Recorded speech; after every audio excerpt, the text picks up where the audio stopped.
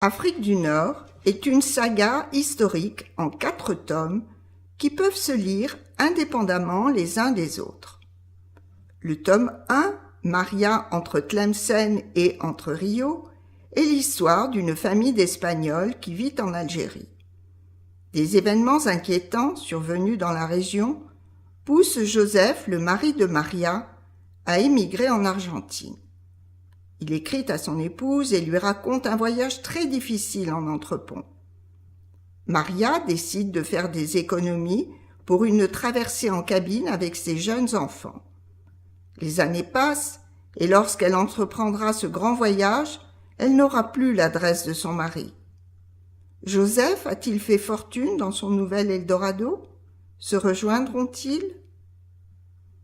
Le tome 2, Casablanca, ville nouvelle, est l'histoire de Rose, une fille de Maria, dont le mari Vincent est brigadier des chasseurs d'Afrique qui occuperont le Maroc en 1907.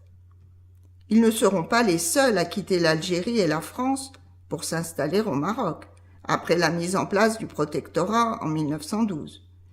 Réussiront-ils à trouver le bonheur dans ce pays neuf qui attire aussi les spéculateurs?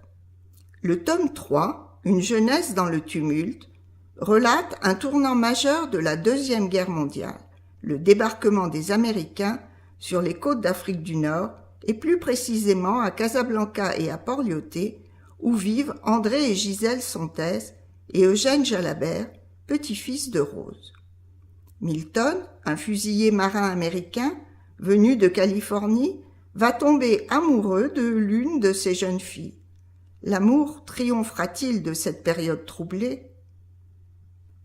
Le tome 4, Un aller simple Casablanca-Poitiers, aborde les conditions du retour en France de Martine Jalabert, une jeune adolescente qui est heureuse au Maroc, pays de ses premiers émois.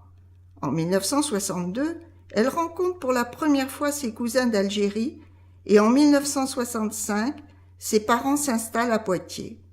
Martine réussira-t-elle à s'intégrer dans cette ville où, étudiante, elle vivra les émeutes de 1068? Ces romans sont disponibles sur Amazon en format broché ou numérique et sur Audible en format audio. Bonne lecture!